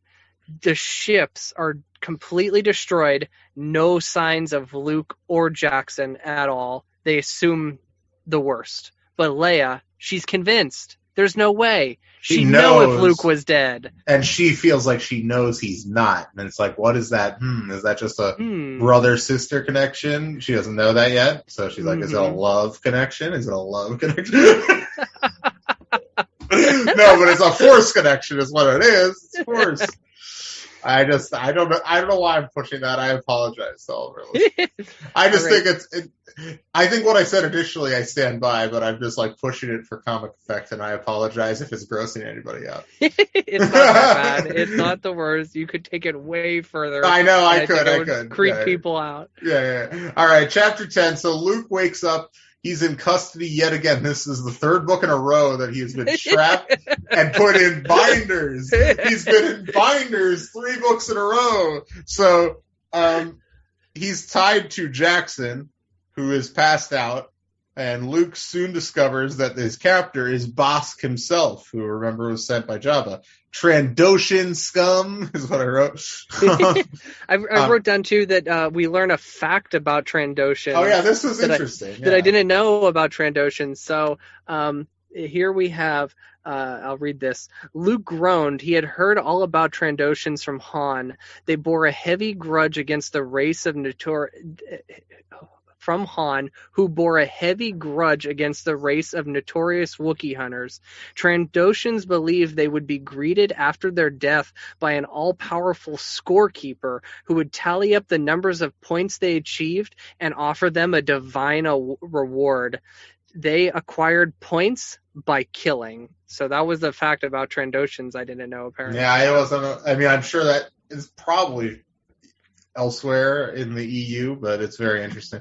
So Bosk then, like, they're in like a cave and like it's getting dark. So Bosk goes to bed while they're still tied up. Jackson comes to, and Luke gets Jackson to grab Luke's lightsaber because this is another captor who doesn't realize that the lightsaber is a weapon. So he just leaves it on Luke. So grabs his lightsaber and he uses it to release them. Jackson suggests using it to kill Bosk in his sleep, but Luke is a good man, is what I wrote. Mm-hmm. And so Jackson begins to sneak toward the towards Bosk's land speeder that they're going to try to steal, and Luke keeps an eye on Bosk to see if he's playing possum. Guess what? That sleazy fuck is playing possum, and Bosk jumps up, and he seems unimpressed by Luke's weapon. But guess what? Winds up chopping his fucking arm off by accident, basically. Yeah, he's like, get that toy out of my face. Yeah. And he goes to push the lightsaber out of the way. And cuts his own hand off. And then Bosk with his other arm grabs a giant gun. Luke just destroys the gun with the fucking thing. He's like, huh? And then he pulls out like this blade and he just cuts it in half. Like, Bosk is like, what? It's so funny. It's described as like an ancient double-ended sword too. Like, it's like two-bladed. Luke destroys it, and then so Bosk then starts coming after Luke, just throwing claws and half hands. And Luke just starts. He is not even thinking. He's just letting the lightsaber. And he like chops off a bunch of his limbs, and so basically, but he still has off a foot. Still has an arm. Open, and Luke, what's his face? Jackson gets the speeder working, and so Luke runs towards the speeder, or not, doesn't get the speeder working. They're running towards the speeder. They haven't gotten there yet. And Bosk has a grenade, and he throws the grenade, blows up the speeder, and is just like, guess what? We're all stuck here now, so fuck you. And I wrote, not even filing for Chapter 11 bankruptcy can get them out of this mess. So I had a joke too. Oh, really? I said, but my joke was, well, minus an arm and a leg, Bosk isn't going to be able to be a bounty hunter, and he's going to lose his job and lose his house, and he's going to have to file Chapter 11 bankruptcy. So in Chapter 11, we move back to Han, and it's Han, Chewie, and this lore fella. They're in a stolen Imperial shuttle called the Arkanoid, and Lore has bought clearance codes for this Imperial station from the black market, and they seem to work.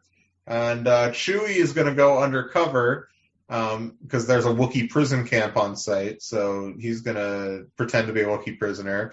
And the stormtrooper makes some racist-ass comments, and Han plays along because they have to do that, but they both seem upset about that. So Han and Lore, they wind up meeting up in this cargo room, and they're looking for that glitter stim, baby. That sweet, sweet glitter stim. So the stormtrooper shows up about 15 minutes in. Han makes some lame excuse. They get into a brawl, and Lore is just taking his time, not helping out in this fight. And you're like, what a surprise. Lore is a scumbag. Eventually, he does take out the stormtrooper after both the stormtrooper and Han have been become unarmed. Their blasters get knocked out or whatever. And so Lore picks up both blasters, he fucking takes out the stormtrooper, and then he hits Han with the butt of his rifle. And what a scumbag! Han comes to. Lore is loading all the glitter stim into his own. He's taken all the glitter stim. He says it's quote unquote nothing personal, and even then, he's like, I'm also gonna use this stormtrooper. He dresses up in the stormtrooper's outfit and uses the comm to call reinforcements before running off. So it's not just that he's stealing all of Han's shipment, all of Han's job money or whatever. He's also like, I'm also going to sick these stormtroopers on you. A true scumbag. Mm-hmm. Yeah. So, yeah. And then, so then we cut back into chapter 12. We have Han. He is being escorted by the stormtroopers, and he has a comm link still on him. So basically, he turned the comm link on, and he's shouting out to Chewie where he is within the station. Chewie, I guess, is in some control center. That's what Chewie's job was, to blend in with the Wookiees and then gain access to the control center. So once he Han, he's acting like he's a maintenance man, because there's this whole thing in here that you can sneak in anywhere if you're dressed as a maintenance man, and he's like pointing out all these things that like need fixed. So Chewie, well, you would know that better than anyone as a maintenance I would man. know that. Can you just walk in like places that without with no questions asked? I do it all the time. Yeah, all the time. Maintenance man Kane over here. Yep. Mm-hmm. And so finally, Chewie, who's in the control center, he turns the lights out in the hallway that they're in. Han beats up the stormtroopers and he escapes into the ductwork. And so let me see how much further. Okay, so he's in the ductwork and he hears a man yelling at a familiar voice. I know that voice on the other end of that guy's comm link. Oh, what? It sounds like Tobin Elad, my boy, my Buki. That's who it sounds like. And you hear Tobin say something about how he found a deleted email in Luke's junk folder. He says, I have a email. lead, only a little more time, and Skywalker is mine. So that's what Han hears. He's just like, oh, so my guy is a fucking traitor. So, yep, And we then cut to X7. Yeah. And X7, I'm going to read a bit. This is a flashback that X7 is having on page 110. You think you can escape? The commander roars. X7, who once thought himself a man without fear, cowers in the corner. A large Borat scampers towards him and begins gnawing on the flesh of his hand. Very nice. I almost did that. I almost did. I was just about to do that. And I was like, are like ironic Borat references are like a very like 2012 podcast thing, but I was like, but then the sequel came out, so maybe they're back. I don't know. Yeah, I don't think Borat actually ever gets old, in my opinion. I think you could there's still ways that you can pull a very nice and or my wife. Yeah. Yes, and it can still be funny. Okay, all right, fair enough. I listen to a lot of podcasts. So. There's actually there's an episode of It's Always Sunny in Philadelphia that's mocking like people that quote movies or whatever. Well, they're actually mocking the episode's a parody of Making of a Murderer, but the one character is like he just watched Borat and like he works this "my wife" joke in so wonderfully, so well. So that's good. It makes me say, you used right, Borat references never get old. All right, so. Yeah, basically we get more just X7 being tortured by dude.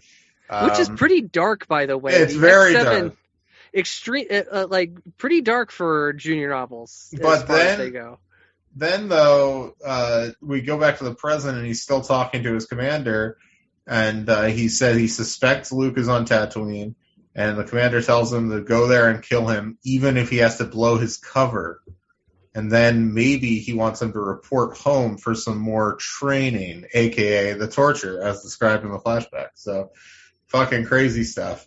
So, Han and Chewie, they make a run for it to this kind of battle-worn shuttle. And And Chewie brings along a couple of Wookiee slaves, frees a couple of them, and Han's just like, oh, we don't have room, but then he's just like, I'm a big softie, and he'll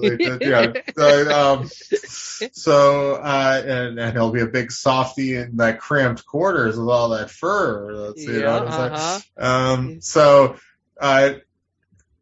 Then we move on to afterwards, and Han's told Chewie about what he heard with Tobin Elad, and Chewie insists that they go to Tatooine despite Jabba's presence there, and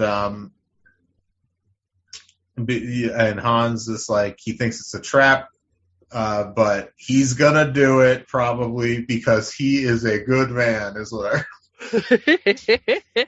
I like writing. He is a good man. Or she. Good man, that Cody. Yeah. So chapter 13, Leia is still out there searching for Luke and Jackson, if you forgot.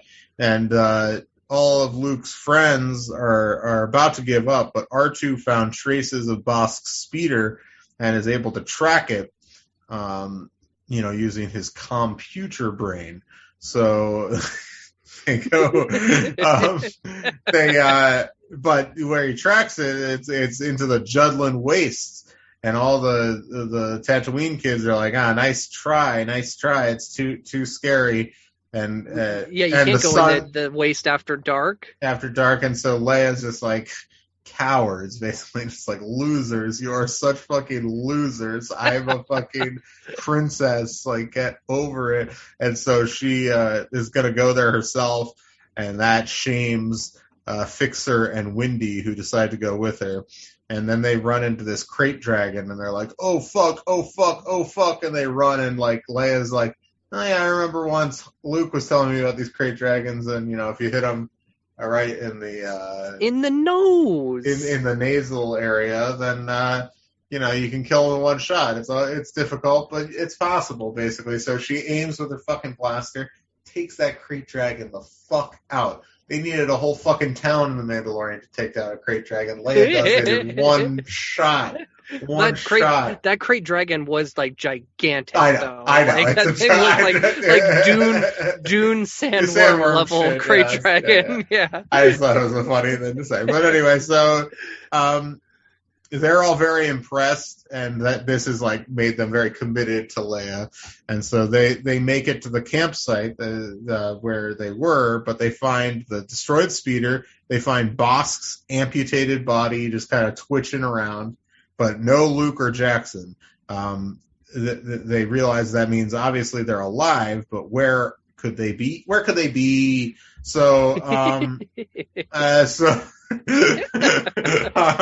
so in chapter 14, we cut back to Luke and Jackson, and they're on the move because they want to move all through the night. They don't want to settle anywhere because they don't want to get attacked, leave themselves open for an attack. But they're on the move, but the Tusken Raiders show up, and Jackson is terrified, and Luke's like, what do we do? Because he doesn't want to be captured by the Tusken Raiders. But then he remembers Obi-Wan, and he scares them away by making a crate dragon call, the way Obi-Wan does in New Hope. And Jackson, the Blu-ray version of the crate dragon call. This is before the Blu-ray came out. That is true. There was it's still a crate dragon call in the original. It's just for some reason it sounds more like a crate dragon and not like some guy going. Not like the fucking creature from Utapau in episode 3, which is what it sounds like. Yes. I can't remember what those things are called now. Anyway, I always felt bad for that creature too, because like him and Obi-Wan seem to have like such a bond, and then you see the two of them falling off the cliff into the water, and like they never say if that creature survives or not. Yeah, well, they'll have to write something about it. So. I hope they do. So Jackson's very impressed with Luke and the crate dragon call, and then Luke misses Ben, but then they're still walking around, and Jackson asks Luke, "Who's this Han Solo guy?" And Luke's just like very startled by the question, but he just kind of says he's a friend.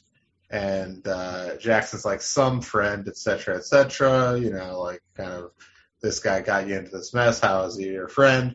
And Luke is like, yeah, you don't know, whatever. And he like missteps over a cliff, almost falls to his death, but Jackson pulls him most of the way up. And they're grateful for each other's company and saving each other's lives. So they survive all the way till morning. They're like, we made it to morning. And right as the suns are cracking dawn, they hear an engine, and who is it but Leia and the crew? They made it. Heh, heh, heh, is what I wrote. So, and then we have a brief thing where Bosk is sitting there slowly regrowing his limbs and whatnot, like, shaking his fist. He vows. Not putting to shaking his stub. Like, shaking his stub, and he's like, I will kill Luke Skywalker. So, on to chapter 15. The whole crew, everybody, all of Luke's friends, Leia, the droids, etc., they head to a cantina in Mos Eisley. Not that cantina, a different not cantina. That one. They're being very clear about that. That one's too loud. The live music is far too loud at that cantina. Figure and Dan, keep it down. But so they go to another cantina, but that cantina also doesn't allow droids. Yeah, so the droids are just hanging out outside. And so everybody, all the Tatooine kids, they're like very impressed with Leia, are swooning over Leia. Luke takes Jackson aside, and there's a good bit where Leia tells Luke that it's like, oh, well, it's nice to like be treated just like a regular person, like and not as a senator or a princess. And then Luke's just like, oh man, you deserve it. A great brother-sister moment, by the way. Could be a great moment for any kind of relationship, but a great moment for brother and sister as well. So, anyway, Luke takes Jackson aside and thanks him again. And he starts to be like, well, hey, man, like, you got good reflexes. You're a better pilot than I remembered. Like, you want to join the rebellion? And Jackson's just like, nice try. Like, cynical, like, both sides are just as bad as each other, miserablest, shit that it's like, So it's just an excuse to stay fully unengaged in what the goings on in the world. It's a very selfish position, but fair enough. That's my editorializing. But anyway, so then there's a laser bolt flies in, and you're like, huh? And it's Bosk. He's shown up. He's regrown most of his limbs, although there's still one of them as a stub, I think. And he's out for revenge. Actually, they say he took the butt of his rifle and he strapped it to his leg. Like, he's literally walking on like a peg leg, according to the book. So, in chapter 16... And he's got a couple Gamorreans with him that he borrowed from Jabba. Oh, yeah. And they start firing. But this is Mos Eisley, baby. People want violence. This is a rough crowd. And everybody starts shooting, and it becomes a Mos Eisley standoff. And I love when I read Mos Eisley standoff in the book, I went, so shit, this is good. So basically, Luke is just going to fight with his lightsaber. Like, he throws Leia his blaster, and she's like, what are you doing? He's just like, I'm good. I'm ready to go with the lightsaber. Like, he had good success with Bosk earlier, so he's feeling confident. And so I said, faces Bosk with only his lightsaber, thoroughly sons, dude. He sure does. Yeah. And so, basically, like, Bosk is like he's like, you know what this weapon can do, like, and he holds the weapon up to dude's armor, and Bosk is terrified, and so he's like, who hired you? Figures out it's Jabba, and basically scares Bosk off. Bosk runs away. So Luke then kind of is like, in that moment, just like, man, what a crazy adventure back home. But this isn't home anymore. It's time for me to go back to my real home, Yavin 4, or just, the Alliance. So chapter 17, we find out that X7 himself is right there on Tatooine, on a nearby rooftop, awaiting Bosk, waiting for Bosk to get a perfect to leave. and to get a perfect sniper shot at Luke. And he hesitates for a moment when he gets a good shot.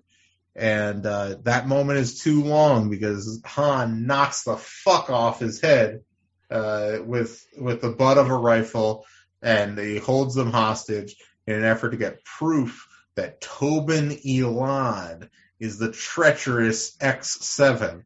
And this moment I thought was really cool because this moment, it felt very like The Fugitive or like Frantic. This felt like very later career, like Harrison Ford acting going on, where it's like there's like a standoff between the two, and like Han knows he's right, but this other force is like against him, saying like, no, you're wrong.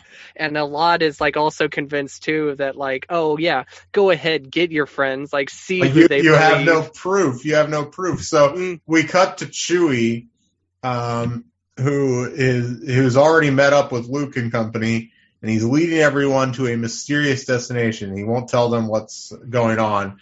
So I have here, this is the only thing I wrote down to read. So I have here on page 161, let me pull that up, right near the end of the book. So I'll just read this because we have some connection issues. I don't want to fuck anything up. We're fine, I think. But I think extended reading time might trigger it for whatever reason. Anyway, so I have it here. Luke followed Chewbacca all the way up to the roof, and when he stepped out of the stairwell, he stopped so abruptly that Leia nearly slammed into it. "What is it?" she hissed. Luke didn't respond. He just grinned. "Good to see you still in one piece, kid," Han said. Then he inclined his head toward Leia. "Greetings, your worshipfulness."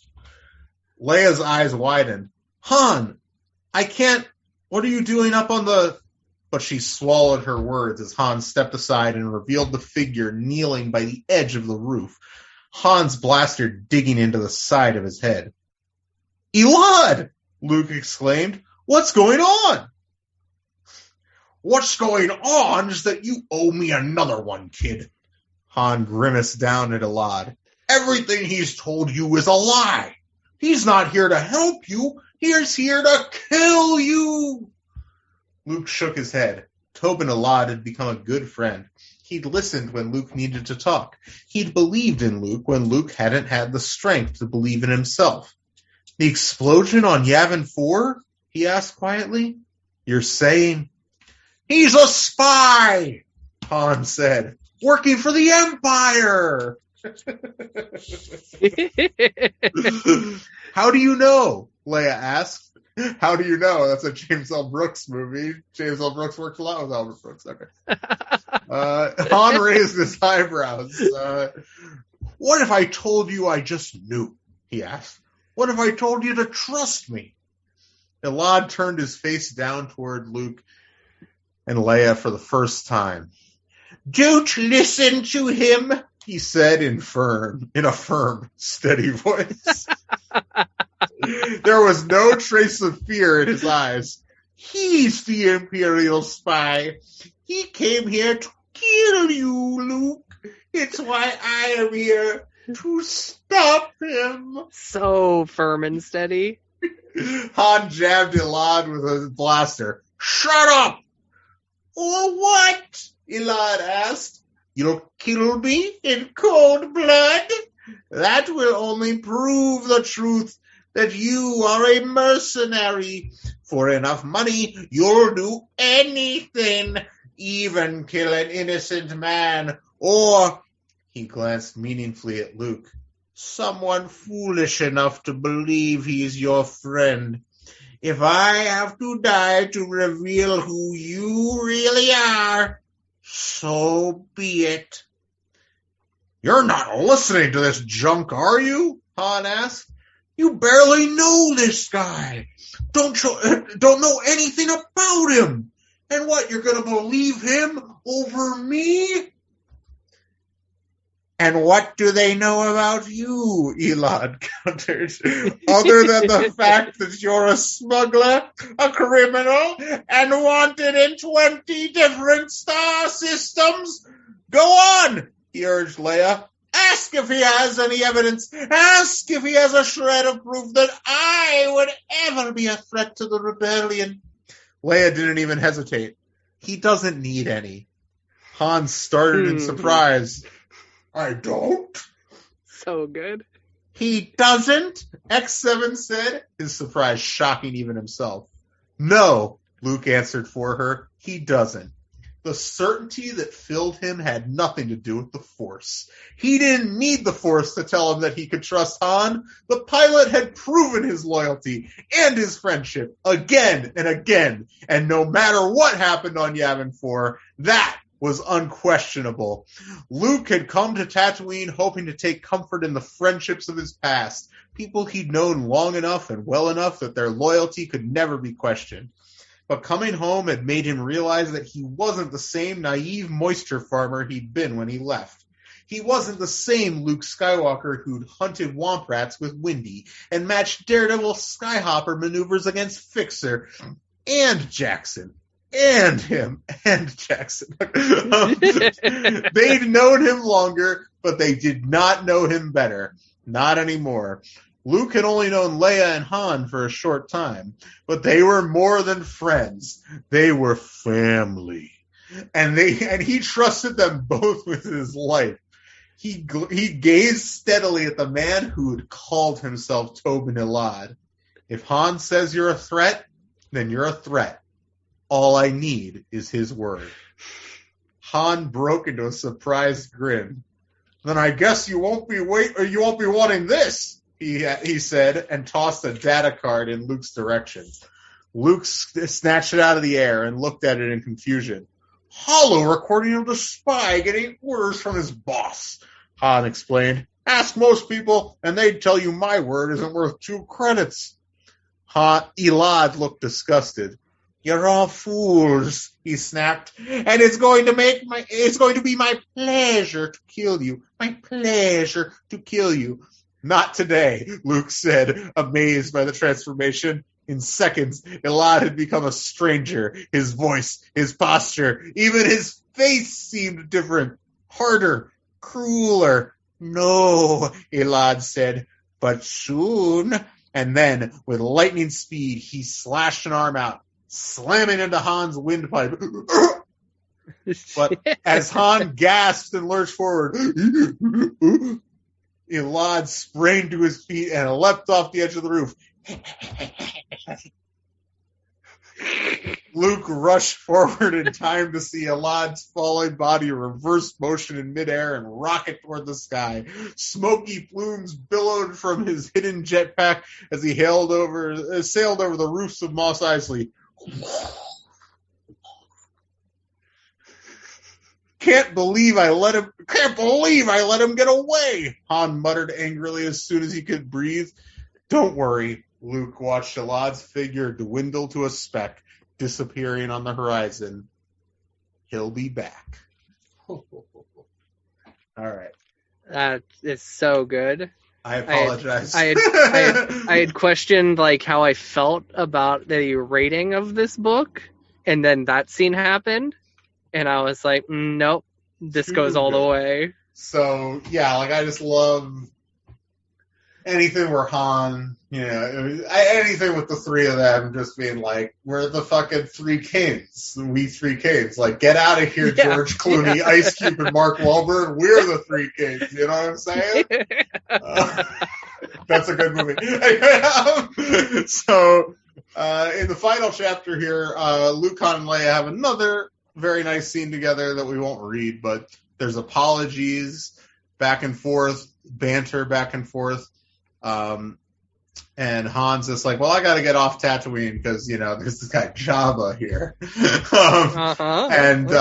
But before that, they do all go to a desert cemetery to pay their respects to Biggs himself, Biggs Darklighter, hero of the rebellion, which I appreciated. R.I.P. Shouts to Biggs. And then we have a little epilogue here where Bosk is at Jabba's palace, groveling towards Jabba, like asking for another chance. Jabba's having none of it, and he's just like, "Why don't you go try your luck with the Rancor?" and feeds him to the Rancor. Obviously, Bosk survives that, so Mm-hmm. impressive on Bosk's part. Luke not the first to survive the Rancor, apparently. So, and then he's just like, well, I need a better bounty hunter. Bounty hunter that actually knows what he's doing. And it's like, who do I want? Get me Boba Fett, is what he says. So that's, I guess, the setup for what's coming. So. Yep. And what's the next book called? It's called Firefight. We'll talk about that in a second. I have an idea specifically for that. So, but let's talk about the book we're talking about next week, but we'll get into that later. We'll talk about all of it. So let's talk about the ratings here. I can see where you're coming from. I think this is I don't like this book as much as the first two, but I still think I was like leaning towards a 10 until the end, until the last two chapters, and then I was like, well, it can't just be a 10. It's got to be conceived. I agree. A triple conceived. We're having triplets in this series. Oh man, I don't know. Like, that's going to be hard on us having triplets. That's a lot. It's a lot. Are we going to wind up having? Are we going to have sextuplets by the end of this? I don't know. We may. Which would be crazy if we did. But I felt the same way. I'm like, this book is just. It's just not as good. I mean, I was like, it's the absolute upper echelon of what we've read for the show. It's still a 10. It's still a 10. But then that rooftop scene happens, and like where they're just like, we are family, and it's like, no, this nails these characters so well. This scene is so exciting. It's conceived again. It was a delight. This series rules. We're going out on a good series. I have only two beefs. Pleased. I have only two beefs with this series so far. My first beef is I don't find it convincing that the Empire wouldn't just like obliterate Yavin 4, but I'm not going to get into that. I'm fine with that. The only other beef I have with this book, though, is that like Luke's friends never ask him about his aunt and his uncle. Yeah, that is a little weird. Mm-hmm. I thought of that a couple times where I'm like, couldn't Luke just bring up that the stormtroopers fucking murdered his aunt and uncle to Jackson, and Jackson would feel like shit? He'd be like, oh, fuck. Well, not only that, but Luke didn't like say goodbye, so like Luke just disappears and like his aunt and uncle are dead. What if Luke killed his aunt and uncle? Sure. Who knows? They don't question it. No question of it at all. Crazy stuff, but still very strong material. As you could tell, we conceived it. We conceived these books. So we did not. We gave them concept. If we wind up getting to if all six wind up being conceived, we should call it the Immaculate Conception. Okay, yeah.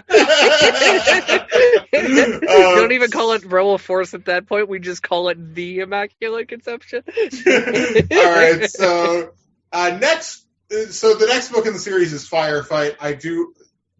We're not going to be covering that next week, and we'll talk about that in a second, but I think for that we should watch the classic firefighting movie Backdraft with Kurt Russell and Robert De Niro. I am all about good? That. All right, the superior firefighting movie over Playing with Fire.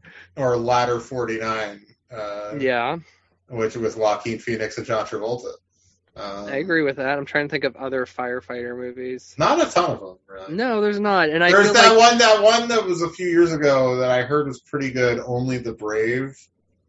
Oh, it was like a forest fighting. Yeah, it has notable medical researcher Miles Teller in it. I believe.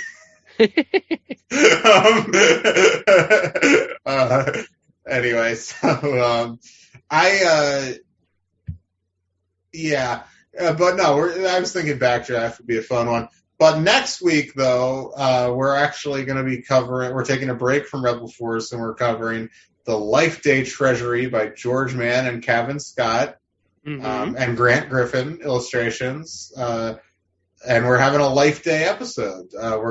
We've both mailed each other presents. I got yours today. Oh, great. So I think I have a sense of what I got because I was at a Christmas party recently. Oh, damn it. I didn't know you went to that. Damn it. Yeah, why wouldn't I go? I go to that every year. I should have mailed them all together then. Damn. It's fine. Well, yeah, I didn't actually see any of it, really. I know vaguely what it is. But anyway, So we're going to open those live on the air, and maybe we'll sing some Life Day carols together. Yeah. Celebrate this day of peace. We gotta see if there's a karaoke YouTube video for that.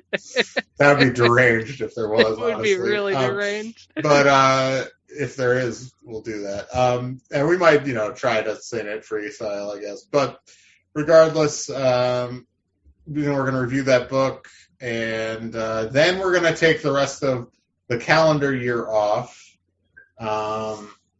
For the holiday, just a few weeks, not like our classic hiatuses. Just till the beginning of the year. And obviously we're only going to be coming back for 4 or 5 episodes after that. So, not a huge, so that's not a new season. We're just, whatever. We're extending season 3. It's a holiday break. This is a holiday break. Let me look at the calendar here, and figure out, where is my calendar? I never pulled this thing up. There it is. So, so Friday, because next Friday the 17th we'll have that episode, and then the 24th and 31st we're not going to have an episode, and I guess, do you want to come back on the 7th or the 14th of January? Let's do the 14th of January. Yeah, so we're going to take 3 weeks off, and that, I think we might try to put up some sort of bonus episode. You mentioned something, and we'll talk about it off air. Okay, all right. But that bonus episode would likely be completely non-Star Wars related. Well, I guess we could talk about Book of Boba Fett, maybe. I don't know. We could have a brief discussion about Book of Boba Fett. Maybe we'll do like we did last year, where we had those 2 bonus episodes where we talked about Mando season 2. Mm-hmm. And then we did that,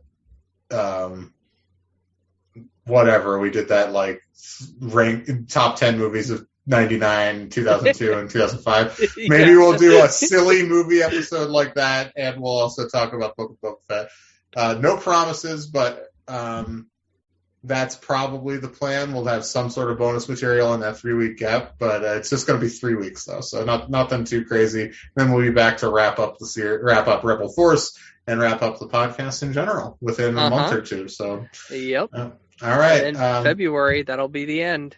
But we are back here next week for Life Day, so check out the Life Day Treasury if you can, and we'll talk about that next week. Yep, until the books are due back. The library is closed. Padawan Library is hosted and produced by Tim May and Levi Peretic. It is edited by Tim May. Our theme song is by The Astral Project. Our artwork is by Freddie Funbuns.